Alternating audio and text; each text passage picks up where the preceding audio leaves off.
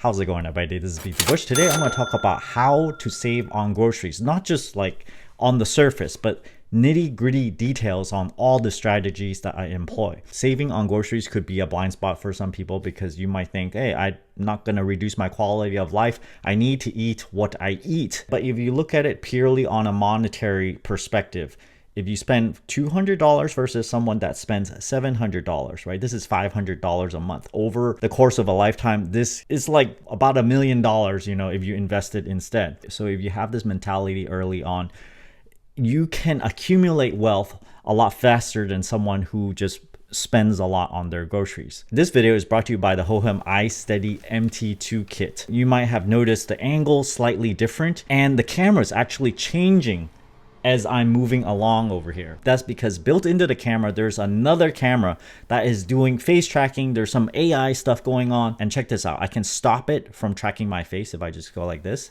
Okay, it turned red and now I can move around. And if I just want to start it again, I go okay, and then it's gonna track me again. This is like having a camera person follow you around, and including over here, I can like go all the way back 360 degrees. It has a quick release system, so you can change from landscape mode to vertical mode in just a few seconds. It comes with a lot of attachment cables, so it's compatible with a lot of cameras. This is one of the lighter gimbals for Micro Four Thirds cameras, and it can carry a camera up to 2.65 pounds. You can put in a cell phone, you can put in a compact camera, or even a GoPro. If you guys are interested in this iSteady MT2 from Hohem, check out my affiliate link down in the video description below. I'd say saving money on groceries is more of a habit than anything. Once you get this habit going, it doesn't take all that much extra effort in order to keep it going. However, if you go to the grocery store, maybe some boutique ones, and then you just spend whatever, you never look at the price, well, this is going to be very, very difficult to start. When I was taking notes for this video, I'm like, wow,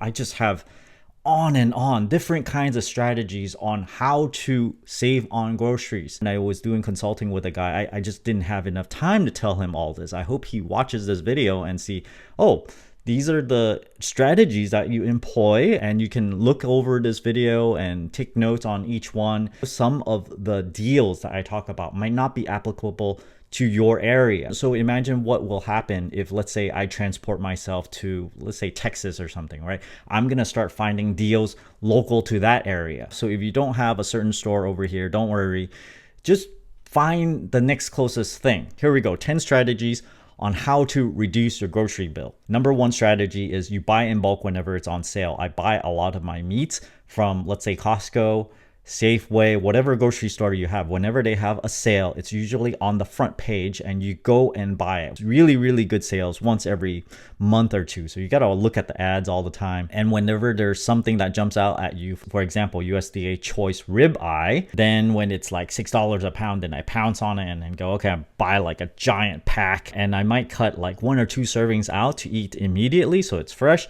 And then I would pack the rest with saran wrap and stick it in the freezer. The freezer is your best friend. It allows you to time shift all your groceries, buy them when it's on sale, and slowly eat them later when the price fluctuates or when the price is higher. The second strategy is I normally keep my freezer and fridge somewhat empty. I know this is not very good for prepping or anything, so you need to do this in an area where it's not as necessary to prep. But even if you need to prep, you probably need to cycle through all the older foods anyway. So the idea I've talked about before is do a freezer or fridge purge. You basically have to go through the entire fridge, try to eat everything that's in there first that is edible or that's healthy, that's not expired. And then if you're missing anything, most likely vegetables, because you want those fresh, or if you have frozen vegetables, eat those first. And you only buy what is absolutely necessary to make a complete meal for like a month, and then you're gonna end up eating every single thing in the fridge. When you do this, you'll find your grocery bill plummets because you're eating what you already have, and the end effect is you waste a lot less food because you end up eating stuff that would have gone bad. A lot of things would go bad once in a while, right? You find it in the back of the fridge, it's all rotten already.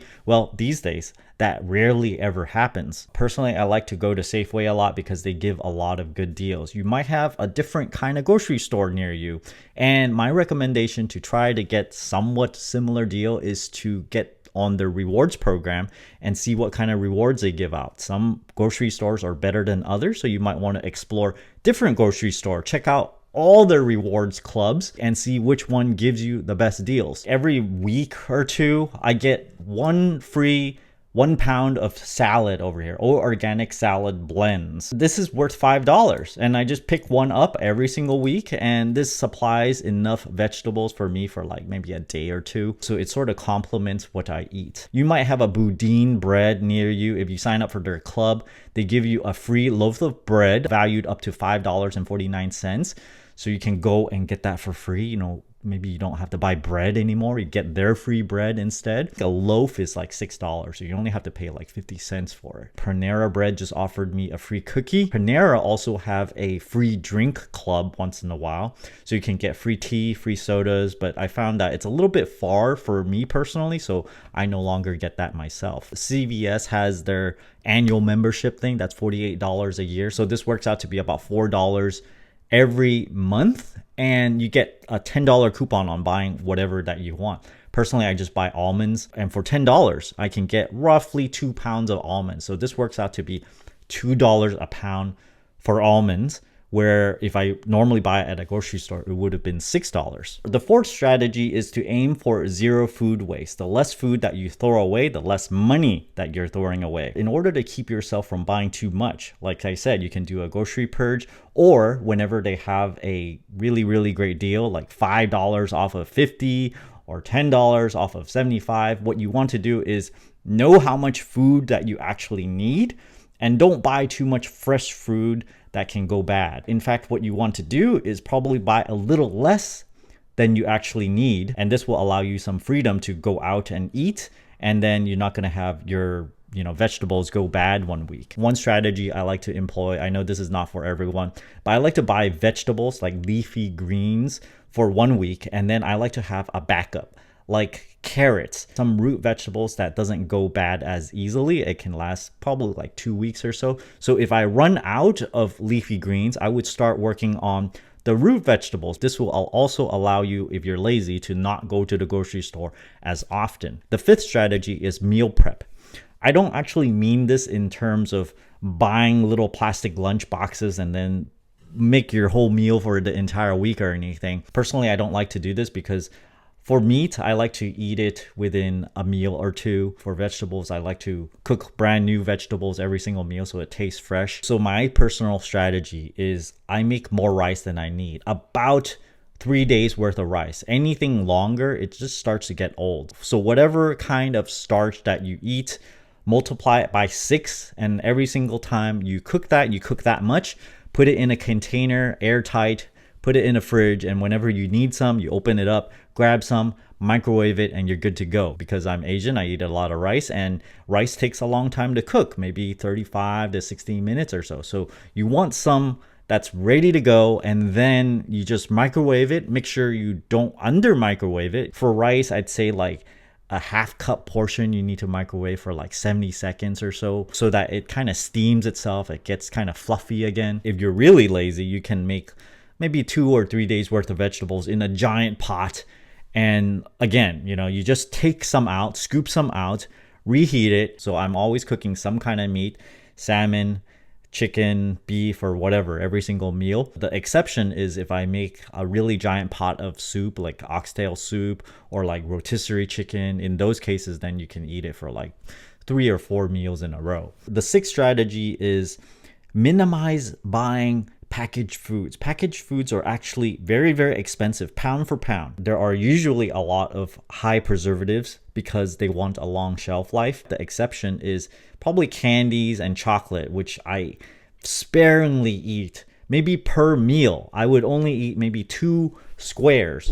And I'm not like a crazy health nut or anything. I would buy a little bit of frozen instant eat food from Costco. So I try to eat pretty healthily, but sometimes you just run out of time and you need to eat something instant. You're just starving and you need to get something in your stomach immediately. The seventh strategy is introduce beans in your diet. Beans are super duper cheap compared to meat.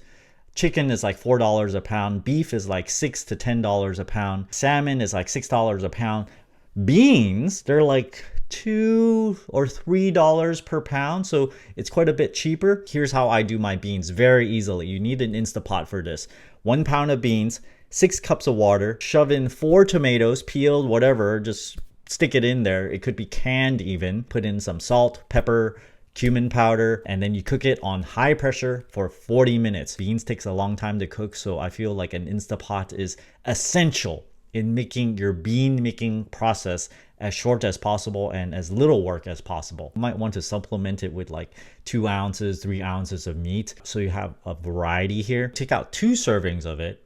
The rest you put in mason jar, seal up the top. Use one of those wide mouth ones so that when it freezes, it doesn't make the jar explode. You shove it in the freezer and you preserve like 6 or 7 jars of beans that you can take out anytime you want. You can take it out the night before and it will defrost. Or if you have no time and you want some beans right now, you pop off the metal lid, put a plate over it, and then you microwave it for like a minute or 2. It would defrost enough for you to take out of the can and put it in a bowl, and then you can microwave it the rest of the way. You can use any kind of beans, as healthy as you want. Black lentils, I hear, are very good. Black beans, garbanzo beans, lentils, whatever, 7 bean kind, just any kind of bean, just put 1 pound of it in there and follow my recipe. So the guideline of the way I eat is usually like this. 1/4 plate is starch, 1/4 plate is meat or beans, some kind of protein, and half of the plate is vegetables. The typical American diet actually eats too much protein. You don't need that much. Maybe only like 4 ounces per meal. Not only is it healthy for you to minimize your protein intake and meat intake because you don't need that much, it's also cheaper to do so. I've written down some pricing of how much it costs to eat each kind of meat. I'm eating very, very high quality meat, such as wild caught salmon, which is $37 a bag, 3 ounces per meal. It's only $2.32 per meal. Free range organic chicken, $12 per chicken, and you can eat about 8 meals, which comes out to be $1.50 a meal. Sardines, you know, some people are like really against sardines. I like it, you know, so it's only $1.50 a can. Tofu, $7 for a 4-pack, which, you know, if you divide it out, each pack is like a pound, right? You can cut that into 4ths, and each serving becomes only about 44 cents. Beans is about $4 a pound. You can get 12 servings out of that, which is 33 cents a meal. Beef, if you get it on sale, it's $6 a pound. If you divide 1 pound over 4, it's about $1.50 per meal. Veggies, usually I eat 1 or 2 kinds. It can be like a super greens mix that I get for nearly free. It can be some carrots if I'm running low on leafy greens. It can be cauliflower, or if it's broccoli, I would mix in like 1 or 2 carrots in there to just add a little bit of sweetness. So usually I try to make it simple. I only eat 1 kind of vegetables per meal, but I try to rotate through them over the week, so I'm not eating the same kind of vegetable. 9th strategy is don't be afraid to buy a whole chicken. Whenever I go to the grocery store, no one is buying whole chickens. Last time I went to the supermarket, I saw a package of chicken breasts. There's 2 chicken breasts in there, and it looks like it came from 1 single chicken. That package costs $13 or so. And if you look to the left of it, you can buy an entire chicken with those chicken breasts for the same cost of $13. So what you can do is, well, you buy home, it's really, really easy to part out the chicken breast. Just slice it down the middle and boom, you know, you got your chicken breast. It takes like 30 seconds to do that. And after, you get the rest of the chicken. You get 2 drumstick, 2 thighs, 2 chicken wings. You get the entire chicken carcass. You have the chicken back meat. You have all the cartilage and bones, all for free. Well, relatively free compared to buying just the chicken breast itself. So you see how you can get relatively the same amount of goods basically for the same amount of money you spent before. Now with all that extra chicken that you have, it's gonna displace the rest of your grocery bill. The last item might not be for everyone because not everyone has a home that has fruit trees. Make it a priority to eat those first. Stop buying fruits when fruits are coming off of your tree, like apples, oranges, lemons, peaches. I personally have figs, loquats, and I guess my variety goes down a bit whenever I have a lot of fruits. I try to stop buying fruits from the supermarket and exclusively try to eat what's coming from my trees. Of course, if you live in an apartment, that's not doable, well, that becomes extra cost and something that you cannot do. So look at all of these strategies as possible strategies, right? You might come up with different strategies of your own. For me, I have this long list of strategies that I keep on employing all the time that gets me to around $3 a day for food per person. Thanks for watching this video. Don't forget to give me a like and subscribe for more.